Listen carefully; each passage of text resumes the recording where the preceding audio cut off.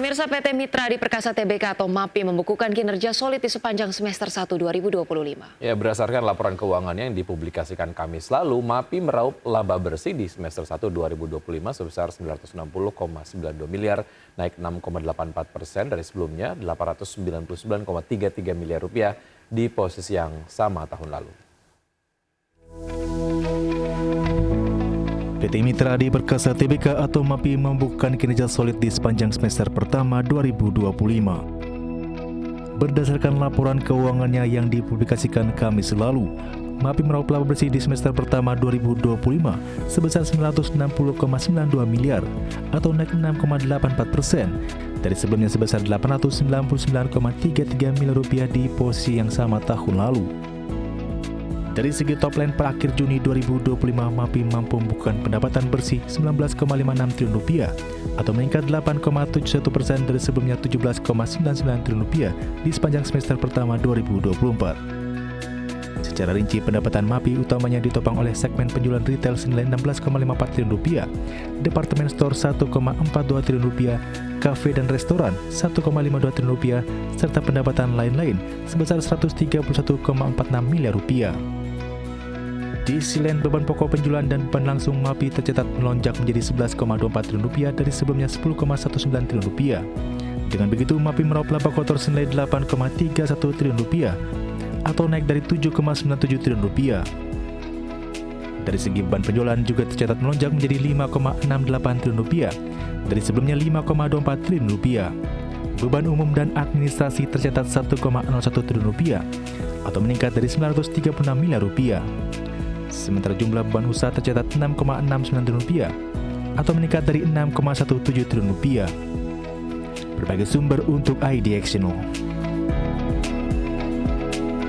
Terima kasih Anda masih bergabung sama kami. Pemirsa, PT MAPI Aktif Adi Perkasa Tbk atau MAPA mencatatkan kinerja positif di periode semester 1 tahun 2025, baik dari segi laba maupun laba bersih penjualan. Ya, dalam laporan keuangannya yang dipublikasikan per semester 1 2025, MAPA mampu membukukan laba 662,42 miliar, naik 12,86% secara tahunan dari periode yang sama tahun sebelumnya, 586,9 miliar rupiah. Dari segi top line, kinerja pendapatan MAPA tercatat 8,79 triliun rupiah, meningkat 11,5% secara year on year dari periode yang sama tahun lalu senilai 7,88 triliun rupiah. Jika dirinci, pendapatan MAPA utamanya ditopang oleh penjualan eceran senilai 8,15 triliun rupiah, lalu penjualan non eceran tercatat 1,3 triliun rupiah, serta biaya eliminasi mencapai 663,23 miliar rupiah. MAPA melaporkan kinerja yang stabil di tengah ketidakpastian makroekonomi yang berkelanjutan serta tren belanja konsumen yang kurang kondusif. Meskipun penjualan di periode Lebaran telah beralih ke bulan Maret, perusahaan tetap melihat ketertarikan pada berbagai merek utama seiring dengan meningkatnya gaya hidup aktif, khususnya selama libur sekolah pada Juni lalu.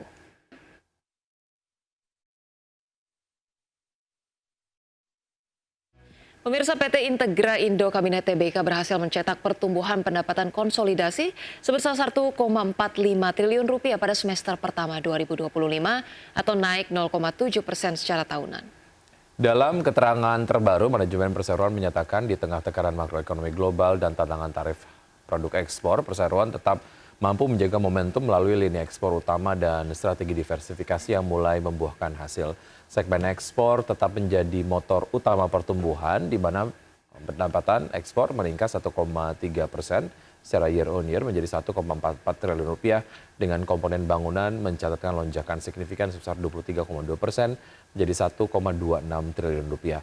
Di sisi lain, ekspor furnitur merosot 55,1% akibat tekanan tarif dari pasar Amerika Serikat. Meski menghadapi tekanan margin, perseroan tetap mampu membukukan laba bersih 83,1 miliar rupiah atau tumbuh 5,2% secara year on year. Terima kasih Anda masih bersama kami, pemirsa. Kementerian Perdagangan mencatat kinerja ekspor semester pertama 2025 sebesar 135,41 miliar dolar Amerika, di mana dari angka ini mencatatkan neraca perdagangan surplus 19,48 miliar dolar Amerika atau lebih tinggi dibandingkan periode yang sama tahun lalu sebesar 15,58 miliar dolar Amerika.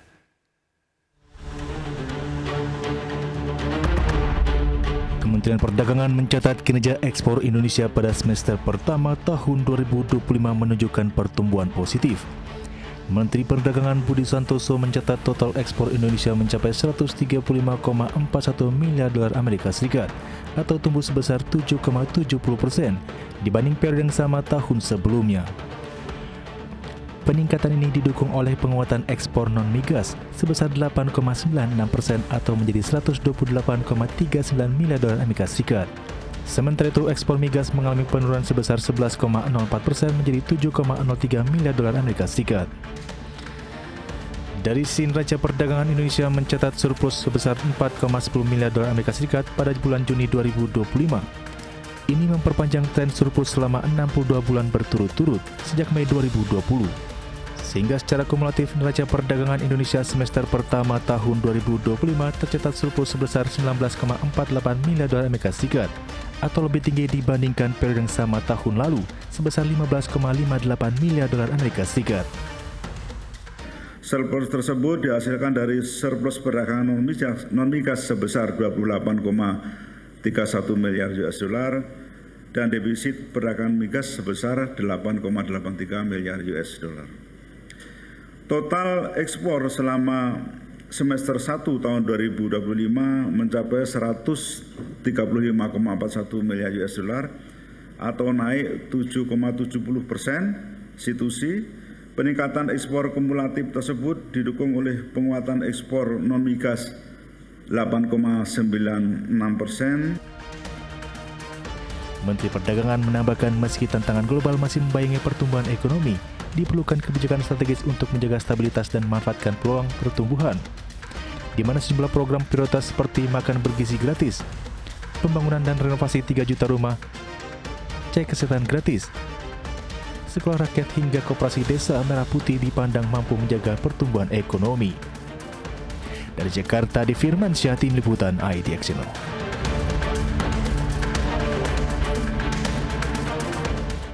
Selanjutnya, pemirsa, Kementerian Perindustrian mendorong percepatan hilirisasi di sektor industri agro. Ya, salah satunya rencana adanya investasi dari China di sektor industri kelapa sebesar 100 juta dolar Amerika. Rencana investasi dari China di sektor industri kelapa sebesar 100 juta dolar Amerika atau setara dengan 1,6 triliun rupiah. Investasi dari China tersebut untuk pembangunan pabrik atau fasilitas pengelolaan kelapa. Direktur Jenderal Industri Agro, Kementerian Perindustrian Putu Juli Ardika menegaskan rencana investasi China ini sejalan dengan proyek hilirisasi yang dijalankan pemerintah sesuai Rencana Induk Pembangunan Industri Nasional atau RIPIN dan Rencana Pembangunan Jangka Menengah Nasional atau RPJMN. Untuk itu, pihaknya siap memberikan dukungan hal ketersediaan bahan baku, pemenuhan standar hingga business matching atau mempertemukan produsen dan penjual. Yang kita lakukan adalah kemudahan atau menjamin ketersediaan bahan baku. Kedua itu investasi untuk menyerap teknologi dan meningkatkan kapasitas. Ya. Ketiga dari standar. Ya, keempat itu business matching untuk mempertemukan si produsen dengan si pengguna. Banyak sekali yang kita lakukan di samping.